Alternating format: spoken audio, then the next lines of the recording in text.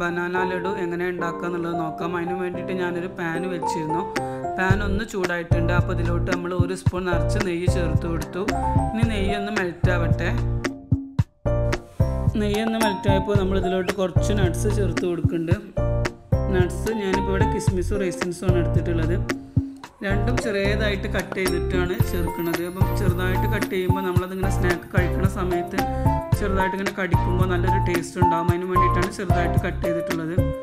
ഇതൊന്ന് മൂത്ത് വരുമ്പോൾ ഇതിലോട്ട് നമ്മൾ 1/4 കപ്പ് ഗോതമ്പ് പൊടി ചേർത്ത് കൊടുക്കുന്നുണ്ട്. ഗോതമ്പ് പൊടി നന്നായിട്ട് നെയ്യിലൊന്ന് വറുത്തെടുക്കണം. അപ്പോൾ നമ്മൾ ഗോതമ്പ് പൊടി പാത്രത്തിലൂടെ ചേർക്കുമ്പോൾ ചെറുതായിട്ട് ഇങ്ങനെ ഒട്ടി പിടിക്കുന്ന ഒരു ടെക്സ്ചർ ആയിരിക്കും. അപ്പം നിങ്ങൾ പേടിക്കേണ്ട, അത് മൂത്ത് വരുന്ന സമയത്ത് നന്നായിട്ട് ഡ്രൈ ആയിട്ട് പാത്രത്തിൽ നിന്നൊക്കെ വിട്ടു വരും.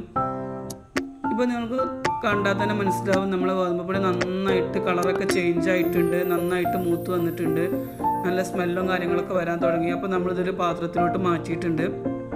ഇനി ഇതേ പാനിലേക്ക് തന്നെ നമ്മൾ കുറച്ചും കൂടെ നെയ്യ് ചേർത്ത് കൊടുത്തു. 1 സ്പൂണും കൂടെ നെയ്യ് നമ്മൾ ചേർത്ത് കൊടുത്തിട്ടുണ്ട്.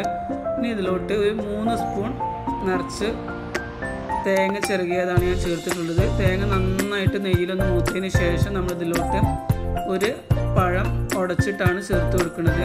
നല്ല പഴുത്തൊരു പഴമായിരുന്നു. അപ്പോൾ നന്നായിട്ട് ഉടച്ചിട്ട് ഞാൻ ഇതിലോട്ട് ചേർത്ത് കൊടുത്തിട്ടുണ്ട്. അതൊന്ന് മിക്സ് ആയതിനു ശേഷം ഇതിലോട്ടൊരു 1/4 കപ്പ് പഞ്ചസാരയും കൂടെ ചേർത്ത് കൊടുത്തു. അപ്പോൾ പഞ്ചസാര നിങ്ങളുടെ ഇഷ്ടത്തിനനുസരിച്ച് 1/2 കപ്പ് വരെ ചേർത്ത് കൊടുക്കാവുന്നതാണ്. ഞാനിപ്പോൾ ഇവിടെ ഒരു 1/4 കപ്പ് ചേർത്തിട്ടുള്ളൂ.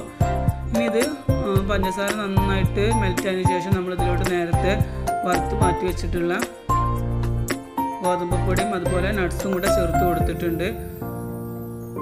ഒന്ന് മിക്സ് ആക്കിയതിന് ശേഷം നമ്മളിതിലോട്ട് 1 ടീസ്പൂൺ ഏലക്കായ പൊടിച്ചതും കൂടെ ചേർത്ത് കൊടുത്തു. വീണ്ടും നന്നായിട്ട് മിക്സ് ആക്കി എടുക്കണം.